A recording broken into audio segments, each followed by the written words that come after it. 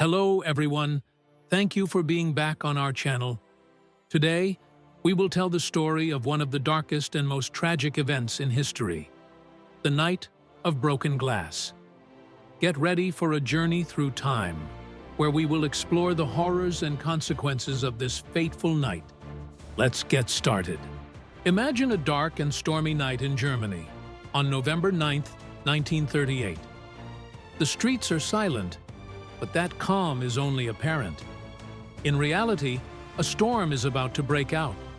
A storm of hatred and violence that will change the lives of thousands of people forever. This is the story of the Night of Broken Glass, also known as Kristallnacht, or the November Pogrom. To understand the magnitude of this event, we must first go back in time and explore the context that led to it. In the 1930s, Germany was mired in a deep economic and social crisis. The Nazi Party, led by Adolf Hitler, took advantage of this situation to gain power, promoting an ideology of hatred and anti-Semitism. Anti-Semitism was not new in Europe, but the Nazis took it to an unprecedented level. From their rise to power in 1933, they implemented discriminatory laws against Jews. These policies included the Nuremberg Laws of 1935, which deprived Jews of German citizenship and prohibited marriages and extramarital relations between Jews and non-Jews. Boycotts of Jewish businesses, with posters and propaganda urging citizens not to buy from Jewish-owned stores. Lastly, anti-Semitic propaganda that demonized Jews and blamed them for the country's economic and social problems. The event that changed everything, the assassination of Ernst von Rath. Everything changed on November 7, 1938, when a 17-year-old Polish-Jewish youth named Herschel Grinchpan shot and killed Ernst von Rath, a German diplomat in Paris. Grinchpan was desperate about his family's situation, as they had been deported from Germany to Poland.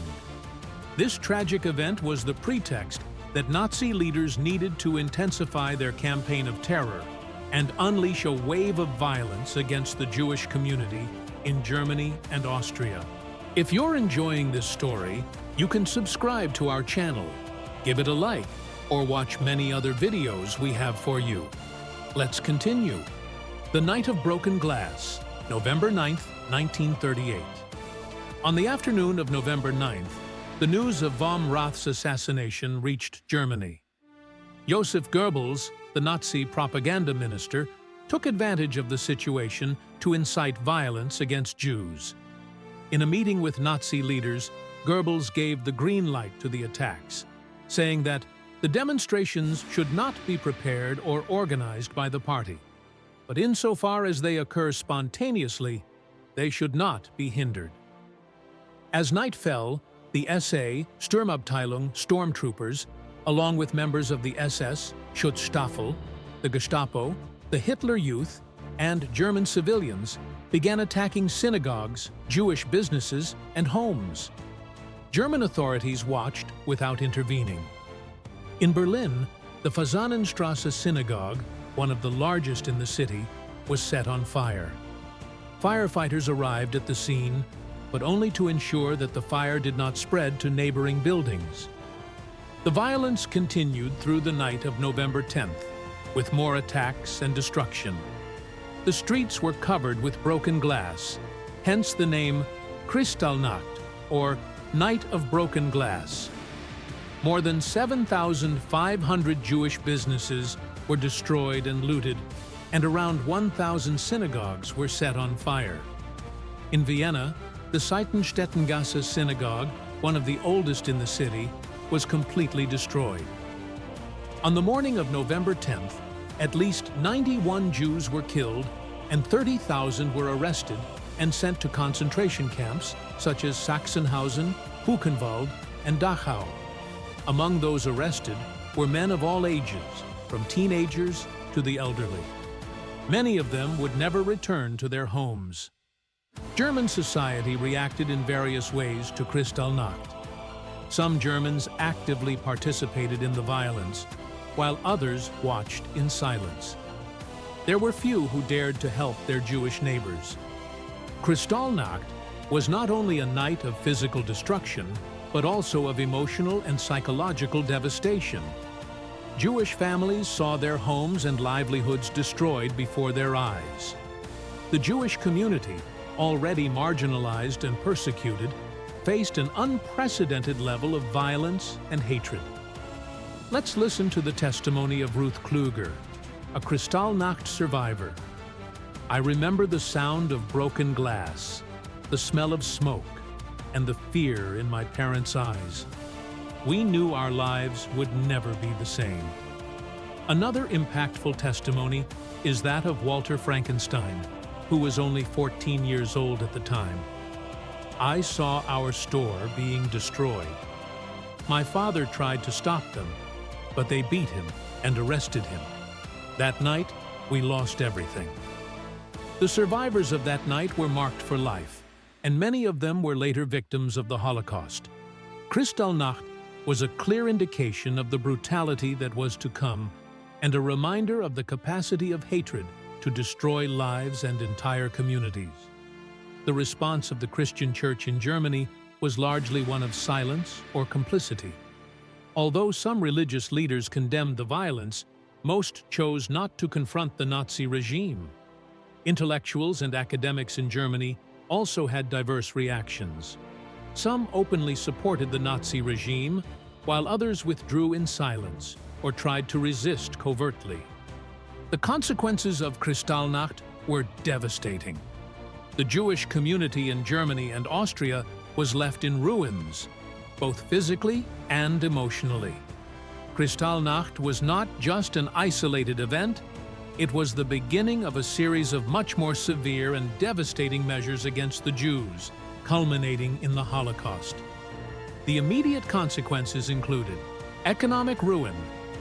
The Jewish community in Germany and Austria was left in ruins as it suffered enormous economic losses, with businesses destroyed and properties looted.